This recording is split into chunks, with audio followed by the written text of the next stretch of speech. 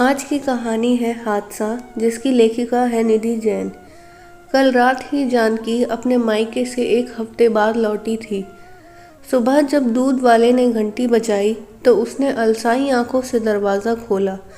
सामने वाले फ्लैट के दरवाजे पर लगभग 3 साल की एक गोल मटोल बड़ी बड़ी आंखों वाली लड़की खड़ी थी। जानकी ने जब उसकी तरफ देखा तो वह मुस्कुरा दी। उसकी आंखें चंचल और मुस्कान मनमोहनी थी। वह चहक कर बोली, संदली, मेरा नाम संदली शर्मा है, तुम्हारा नाम क्या है? जानकी हंस पड़ी। जानकी, मेरा नाम जानकी प्रसाद है। वह अपनी गोल गोल आंखों को और गोल करती हुए बोली, प्रसाद, भगवान जी वाला। तभी संदली की माँ वहाँ आ गई। उसने जानकी को देखकर एक फीकी सी मुस्कान दी और संदली को लेकर अंदर चली गई। जानकी को उसकी आंखों में एक अजीब सी उदासी दिखाई दी। दूध वाले ने बताया, यह लोग अभी 2 दिन पहले ही यहाँ आए हैं। इस बच्ची के पिता फौजी थे, सुना है लड़ाई में मारे गए। यह सुनते ही जानकी को एक झटका सा लगा।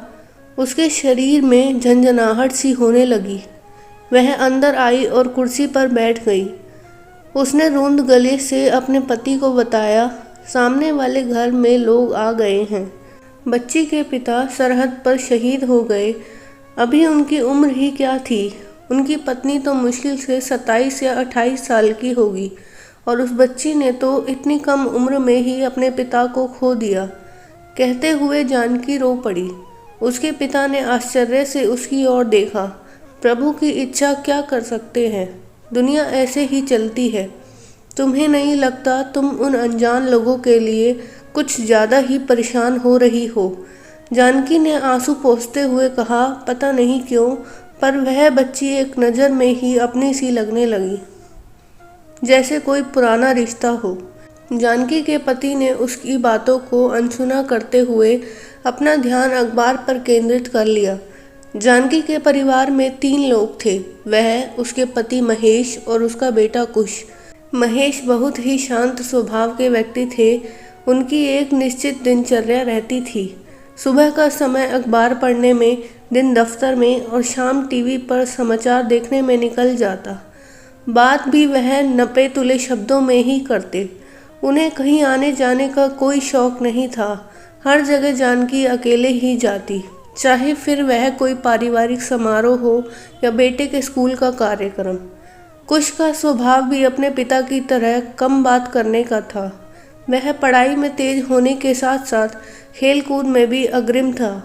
जानकी की बैठक कुश के मेडल व कप से भरी रहती। रोज शाम को कुश के पिता उससे दिन भर की पढ़ाई का पूरा ब्यौरा लेते और हर छुट्टी के दिन उसे पढ़ाते। जानकी को इस घर में रहते 5 साल हो गए थे। वह इस सोसाइटी में आने वाले पहले चंद लोगों में से एक थी। हर मंजिल पर केवल 2 ही घर थे और जानकी की मंजिल वाला दूसरा घर हमेशा खाली ही पड़ा रहा। गार्ड कभी कभी आकर सफाई करवा देता था। जानकी के पूछने पर बताया, यह घर किसी फौजी ने खरीदा है, पर वह ड्यूटी पर कहीं और रहते हैं। 5 साल इंतज़ार के बाद जानकी के पड़ोस में कोई आया था, पर खुश होने की वजह उसका दिल उदास था। आज जानकी का मन काम में नहीं लग रहा था। बार बार उसकी आंखों के सामने संदली की चमकती और उसकी माँ की बूझी आंखें आ रही थी। महेश के दफ्तर जाते ही उसने कुछ इडली और चटनी एक ट्रे में रखी और संदली के घर की घंटी बजा दी। दरवाज़ा संदली की माँ ने खोला। मैं जानकी हूँ, सामने वाले घर में रहती हूँ। इडली बनाई थी, तुम लोगों के लिए लाई हूँ।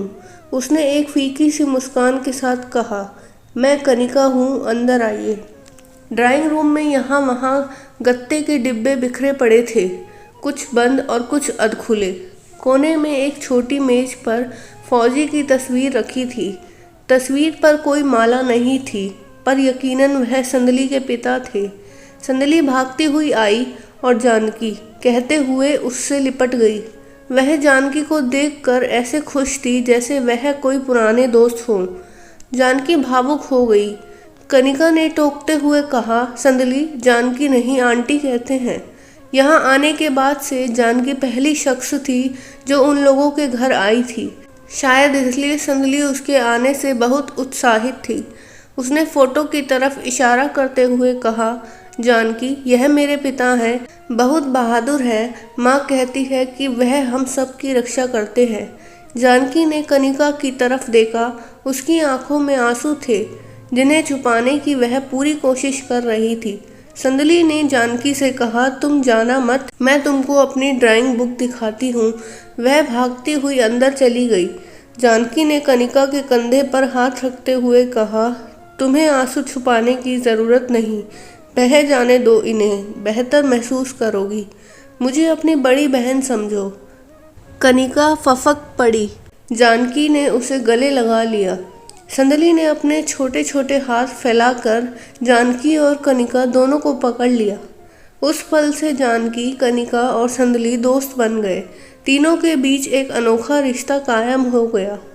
कनिका एक प्राइवेट कंपनी में नौकरी करती थी। संदली उसकी अनुपस्थिति में जानकी के पास ही रहती।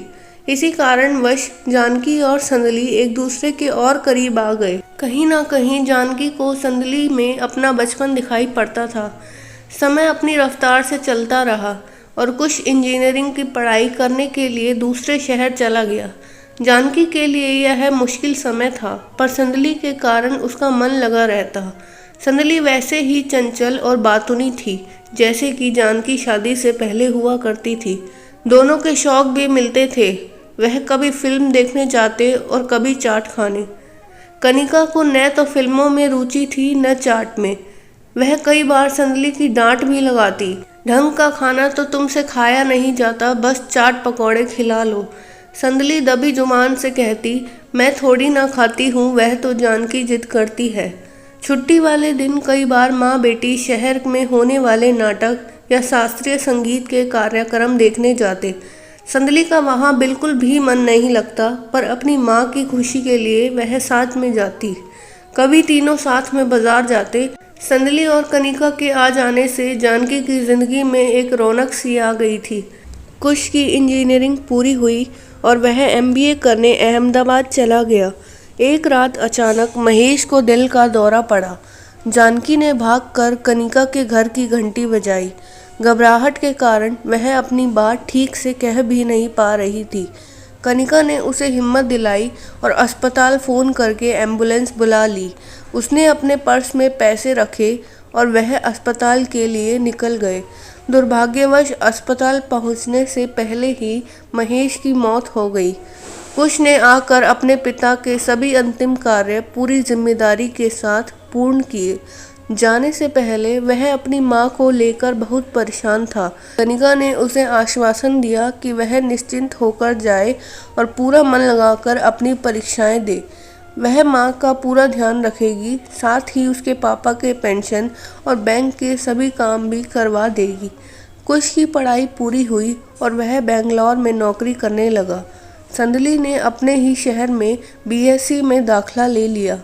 कुश चाहता था कि माँ अब उसके साथ चल कर रहे, पर जानकी इस बात के लिए तैयार नहीं थी।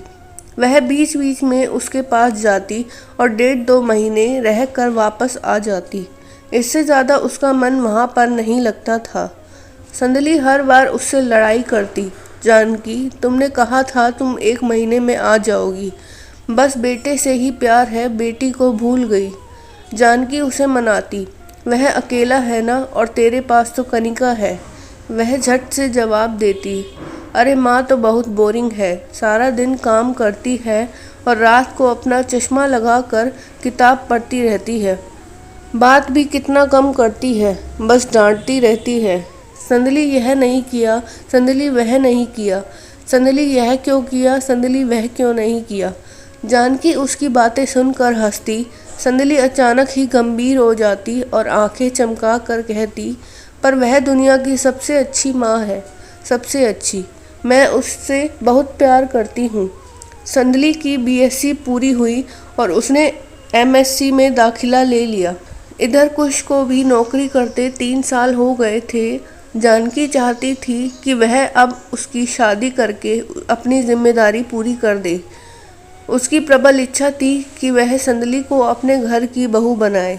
दोनों बच्चों के बीच उम्र का अंतर करीब 6 साल होने की वजह से कभी हिम्मत नहीं कर पाई। उसे यह भी लगता था कि कुश अपने पिता की तरह बहुत ही शांत स्वभाव का है और संदली चंचल और बातूनी। ऐसे में यह मेल उचित भी होगा या नहीं। इस बार जब वह कुश के पास गई तो उसने स्पष्ट शब्दों में उससे कहा, मैं तुम्हारी शादी करने का विचार बना रही हूँ। यदि तुमको कोई लड़की पसंद है तो अभी बता दो, नहीं तो मैं ढूंढना शुरू करूँ। बाद में मत कहना कि पूछा नहीं। कुश ने गंभीर होते हुए कहा। संदली यह सुनकर जानकी कुछ सोच में पड़ गई। जानकी अब की बार कुश के पास करीब 3 महीने रहकर अपने घर लौटी थी। ट्रेन लेट हो जाने की वजह से उसे घर पहुंचने में काफ़ी देर हो गई। संदली और कनिका सो गए होंगे, यही सोचकर वह उनसे मिलने नहीं गई। सुबह उसकी आंख देर से खुली। उसने सबसे पहले बाहर जाकर देखा, संदली के घर पर ताला लगा था। संदली कॉलेज व कनिका दफ्तर के लिए निकल गए होंगे, यही सोचकर वह घर के कामों में व्यस्त हो गई। शाम को जब वह सोकर उठी तो उसने एक बार फिर संदली के घर पर नज़र डाली। ताला अब भी लगा था। अब तक तो संदली कॉलेज से वापस भी आ गई होगी, यह सोचकर उसे फिक्र होने लगी। उसने अंदर जाकर चाय पी और सोसाइटी के पार्क में टहलने निकल गई। पार्क पहुंचकर जानकी ने देखा दूर बेंच पर संदली गुमसुम बैठी है। उसे कुछ अजीब लगा कि संदली कॉलेज से वापस आकर भी उससे मिलने नहीं आई। जानकी ने सोचा कि इस बार समय अधिक लगने की वजह से संदली कुछ ज़्यादा ही नाराज़ है। वह तेज़ी से चलकर उसके पास गई और वहीं बेंच पर बैठ गई। उसने संदली की तरफ प्यार से देखते हुए कहा, नाराज़ हो? अब की बार बहुत समय लग गया ना। इससे पहले कि जानकी आगे कुछ कहती, संदली बोली, नहीं आंटी, मैं समझती हूँ। संदली के मुंह से आंटी सुनकर जानकी चौंक गई। शुरू से संदली उसे जानकी कहती थी। कनिका कई बार उसे टोकती पर संदली का जवाब होता, ठीक है जानकी, नहीं तो जानू कहूँगी। संदली सबको इज्जत देने वाली और सबसे प्यार करने वाली लड़की थी। काम वाली बाई को मौसी और सोसाइटी के गार्ड को गार्ड भैया कहकर बुलाती, पर जानकी के साथ उसका एक अलग ही रिश्ता था। जानकी को संदली में एक परिवर्तन महसूस हो रहा था। हर समय हंसने बोलने वाली संदली ने न तो हर बार की तरह भागकर जानकी को गले लगाया और ना ही लड़ाई की। जानकी, तुम इतने दिन लगा कर क्यों आई? तुम जानती हो ना तुम्हारे बिना मेरा मन नहीं लगता। जानकी उसे 3 साल की उम्र से जानती थी। वह समझ गई कि यह संदली की नाराज़गी नहीं, कुछ और ही है। उसने संदली का हाथ अपने हाथ में लेते हुए कहा, क्या बात है? कुछ तो है जो तुम मुझे बता नहीं रही। संदली की आंखें डबडबा गई। उसने जानकी का हाथ कस कर पकड़ा और उसे घर के अंदर ले आई। उसने दरवाज़ा बंद कर लिया और जानकी के गले लगकर रो पड़ी। जानकी अंदर तक कांप उठी। उसने आज पहली बार संदली को रोते हुए देखा था। वह समझ गई थी कि ज़रूर कुछ बड़ा हुआ है। थोड़ी देर बाद संदली शांत हो गई। उसने जानकी से कहा, 1 हफ्ते पहले मेरे कॉलेज में संगीत समारोह था। हर लड़की को एक एक पास मिला था जिससे वह किसी अपने को समारोह में बुला सके। उन पास का फ़ायदा उठाकर कुछ बाहर के लड़के भी कॉलेज प्रांगण में आ गए। कार्यक्रम के बीच मुझे बाथरूम जाना था। मैंने अपनी दोस्तों से साथ चलने को कहा, पर कोई भी कार्यक्रम छोड़कर जाने को तैयार नहीं हुआ। मेरा जाना जरूरी था और बाथरूम पास में ही था, इसलिए मैं चली गई। जब मैं महिला प्रसाधन में पहुंची तो 2-3 लड़के वहां खड़े शराब पी रहे थे। मैं उन्हें देखकर वापस जाने लगी। उनमें से एक लड़के ने कहा, हम जा ही रहे थे। उनके जाने के बाद मैं बाथरूम चली गई। जब मैं बाहर निकली तो उनमें से एक लड़का बाथरूम का मुख्य दरवाज़ा बंद करके उसके सहारे खड़ा था। मैं उसे देखकर घबरा गई। मैंने उसे हटने को कहा तो उसने मुझे पकड़ लिया और फिर मेरे साथ ज़बरदस्ती कहकर संदली ज़ोर ज़ोर से रोने लगी। रोते रोते वह कह रही थी, मैं मदद के लिए चिल्ला रही थी, पर संगीत की आवाज़ बहुत तेज़ होने की वजह से किसी को भी मेरी चीखें सुनाई नहीं पड़ी। संदली जानकी की गोद में सर रखकर ना जाने कब तक रोती रही। कनिका ने लौटकर जानकी को बताया। हमने पुलिस में रिपोर्ट तो उसी दिन लिखवा दी थी, पर अभी तक कुछ नहीं हुआ। कॉलेज की प्रधानाचार्य पुलिस के साथ सहयोग नहीं कर रही हैं। मैं कई बार थाने और कॉलेज के चक्कर लगा चुकी हूँ। प्रधानाचार्य मुझसे मिलने को तैयार ही नहीं है। आज सुबह भी मैं वहीं जाने के लिए जल्दी निकल गई थी। आप सो रही थी इसलिए जगाया नहीं। जानकी ने उन दोनों से कहा, तुम लोग चिंता मत करो, मैं तुम लोगों के साथ हूँ। हम यह लड़ाई मिलकर लड़ेंगे। अगले दिन सुबह जानकी अपनी चचेरी बहन के घर गई। उसके पति पुलिस विभाग में उच्च पद पर थे। उनसे मिलकर जानकी ने उनकी मदद मांगी। जानकी ने उनसे कहा, आपको मेरी मदद करनी ही होगी। संदली मेरी पड़ोसी नहीं, मेरी बेटी है। जितनी देर वह अपनी माँ के साथ रहती है, उससे कई ज़्यादा वह मेरे साथ रहती है। पुलिस के काम में तेज़ी आई। उन्होंने प्रधानाचार्य पर दबाव डाला और जल्द ही अपराधी पकड़ा गया। जानकी ने अपने बहनोई की मदद से शहर के एक नामी वकील का इंतज़ाम कर लिया। उसने संदली और कनिका का हर तरह से साथ दिया। वकील से मिलने हो या कोर्ट की तारीख, जानकी हमेशा उन लोगों के साथ होती और उनका हौसला बढ़ाती। जानकी का काम अभी ख़त्म नहीं हुआ था। उसने संदली को अपनी पढ़ाई पूरी करने को कहा। संदली ने यह कहकर मना कर दिया, मुझ में उस कॉलेज में दोबारा जाने की हिम्मत नहीं है। जानकी ने उसे समझाया, संदली तुम एक बहादुर सैनिक की बेटी हो जिसने सरहद पर अपने देश के लिए जान दी। तुम उस माँ की बेटी हो जिसने कम उम्र में अपने पति को खोने के बाद अकेले इस दुनिया का सामना किया और अपने दम पर तुमको पाल कर बड़ा किया। इसके ससुराल और मायके दोनों पक्षों ने कभी एक फ़ोन तक नहीं किया।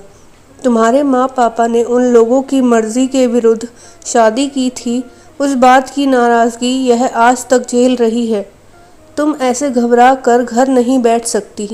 संदली को जानकी की बातों से हिम्मत मिली और उसने दोबारा कॉलेज जाना शुरू कर दिया। कुछ लोगों ने सहानुभूति दिखाने की कोशिश की और कुछ ने आलोचना की। संदली पर दोनों ही बातों का असर नहीं पड़ा। पढ़ाई के साथ साथ केस भी चलता रहा।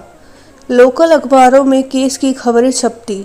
सड़क चलते लोग भद्दे ताने कसते, पर वह उन्हें अनसुना कर देती। अब माँ पापा और जानकी उसकी ताकत थे। एमएससी की परीक्षाएं पूरी होते ही संदली ने पीएचडी में दाखिला के लिए फॉर्म भर दिए। संदली को पीएचडी में दाखिला मिल गया। बहुत दिनों बाद कोई अच्छी खबर आई थी। संदली ने खुश होकर कनिका और जानकी को गले लगा लिया। सभी की आंखों में खुशी के आंसू थे। संदली अब तक अपने साथ हुए उस हादसे से काफ़ी हद तक बाहर आ गई थी। जानकी ने मौका देखकर कनिका से संदली का हाथ मांग लिया। इस खुशी के मौके पर मैं तुमसे कुछ मांगना चाहती हूँ। तुम्हें मना करने की पूरी आज़ादी है। मैं संदली को अपने घर की बहू बनाना चाहती हूँ, यदि तुम दोनों कुश को इस रूप में स्वीकार करो। दोनों ने एक साथ कहा, यह नहीं हो सकता। आप सब कुछ जानती हैं, कुश कभी भी इस बात को स्वीकार नहीं करेगा। जानकी ने उन दोनों को पूरी बात बता दी कि वह क्यों आज तक चाह कर भी उन दोनों से यह कहने की हिम्मत नहीं कर पाई।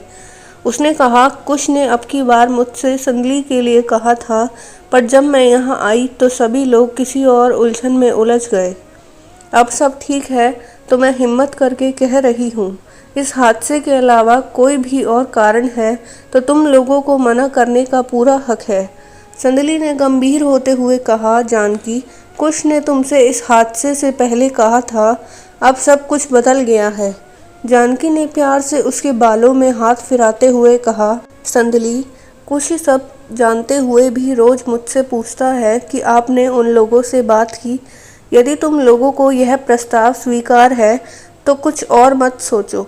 मैं और कुश तुम्हें पूरे मन से अपने घर की बहू बनाएंगे। संदली और कनिका बहुत देर तक अपने तर्क देते रहे और जानकी अपने। आखिर में जीत जानकी की हुई। संदली जानकी के घर की बहू बनी। कोर्ट में केस और कॉलेज में रिसर्च दोनों साथ साथ चलते रहे। जानकी और कुश दोनों ने संदली का साथ दिया। घटना के 6 साल बाद संदली को न्याय मिला और साथ ही डॉक्टरेट की डिग्री भी। अब वह संदली शर्मा से डॉक्टर संदली प्रसाद हो गई थी। प्रसाद भगवान जी वाला, पर उसके लिए आज भी जानकी जानकी ही थी। दोनों का एक अनोखा अटूट रिश्ता।